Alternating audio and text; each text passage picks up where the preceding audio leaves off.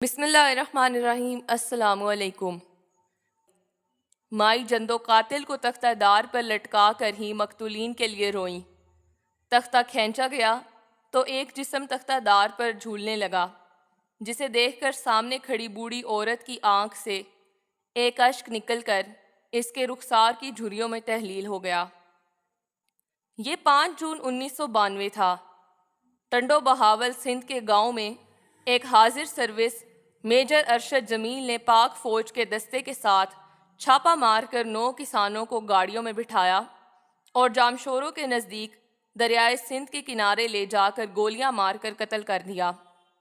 فوج نے الزام لگایا کہ یہ افراد دہشت گرد تھے اور ان کا تعلق بھارت کے ادارے ریسرچ اینڈ انالیسس ونگ سے تھا۔ لاشیں گاؤں آئیں تو نہ صرف گاؤں بلکہ پورے علاقے میں کوہرام مچ گیا۔ ہر ماں اپنے بیٹے کی لاش پر ماتم کر رہی تھی۔ ان کے بین دل دہلا رہے تھے۔ ان ماؤں میں ایک 72 سال کی بوڑھی عورت مائی جندو بھی تھی۔ اس کے سامنے اس کے 2 بیٹوں بہادر اور منٹھار کے علاوہ داماد حاجی اکرم کی لاش پڑی تھی، مگر وہ خاموش تھی۔ عورتیں اسے بین کرنے پر اکسا رہی تھیں۔ مائی جندو سکتے کے عالم میں بیٹوں اور داماد کے سفید ہو گئے چہرے دیکھے جا رہی تھی۔ ہر شخص کہہ رہا تھا کہ خاموشی سے میتیں دفنا دی جائیں۔ قاتل بہت طاقتور تھے اور ان غریب لوگوں کا ایسی طاقت والوں سے کیا مقابلہ۔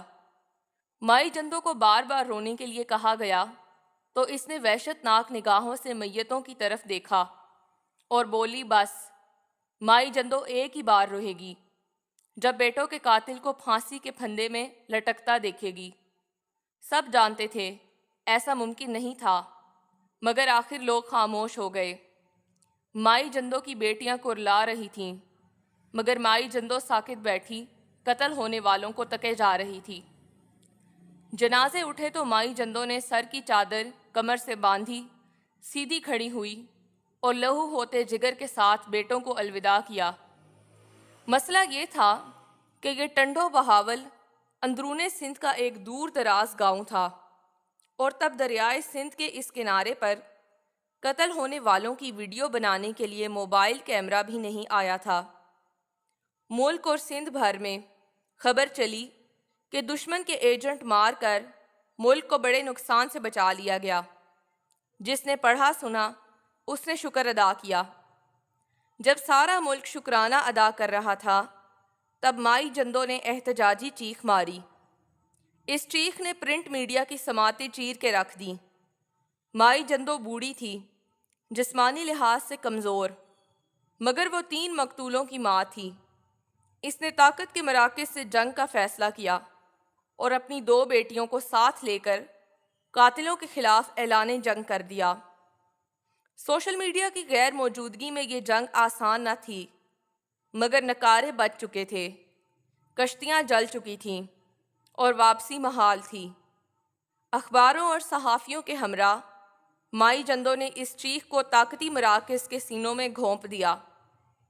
پہلی جھڑپ ختم ہوئی اور گرد چھٹی تو معلوم ہوا کہ قتل ہونے والے دہشت گرد نہ تھے، بلکہ میجر ارشد جمیل کا ان کے ساتھ زرعی زمین کا جھگڑا تھا، جس کی سزا میں انہیں قتل ہونا پڑا۔ 24 جولائی 1992 کو جنرل آصف نواز اور نواز شریف نے ملاقات کی اور جنرل آصف نواز نے میجر ارشد جمیل کا کورٹ مارشل کرنے کا حکم دے دیا۔ 29 اکتوبر کو فیلڈ جنرل کورٹ مارشل نے میجر ارشد جمیل کو سزائے موت اور 13 فوجی اہلکاروں کو عمر قید کی سزا سنائی۔ میجر نے پاک فوج کے سپہ سالار کو رحم کی اپیل کی، جو 14 ستمبر 1993 کو مسترد ہوئی۔ اس کے بعد رحم کی اپیل صدر فاروق لغاری سے کی گئی، جو 31 جولائی 1995 کو مسترد تو کر دی گئی، لیکن سزا پر عمل درآمد روک دیا گیا۔ اس کے بعد میجر ارشد جمیل کے بھائی کی اپیل پر سپریم کورٹ کے جج سعید الزمان صدیقی نے حکم امتناع جاری کیا اور سزا روک دی۔ سزائے موت پر عمل نہ ہونے پر 11 ستمبر 1996 کو مائی جندو پھر میدان میں نکلی۔ اس کی 2 بیٹیوں نے حیدرآباد پریس کلب کے سامنے جسموں پر تیل چھڑک کر خود کو آگ لگا لی۔ ان کو نازک حالت میں ہسپتال لے جایا گیا مگر وہ بچ نہ سکیں۔ پورے ملک میں ایک بار پھر کوہرام مچ گیا۔ بالآخر 28 اکتوبر 1996 کو طاقت کی دیواریں مائی جندو کی مسلسل دھکوں کے سامنے ڈھیر ہو گئیں۔ یہ حیدرآباد سینٹرل جیل تھی جب مائی جندو کو پھانسی گھاٹ پر لایا گیا۔ سامنے تختہ دار پر اس کے گاؤں کے 9 بیٹوں کا قاتل میجر ارشد جمیل کھڑا تھا۔ دار کا تختہ کھینچا گیا تو قاتل میجر ارشد جمیل کا جسم تختہ دار پر جھول گیا۔ عین اسی وقت سامنے کھڑی مائی جندو کی بوڑھی مگر زور آور آنکھ سے ایک اشک نکلا اور اس کے رخسار کی جھریوں میں تحلیل ہو گیا۔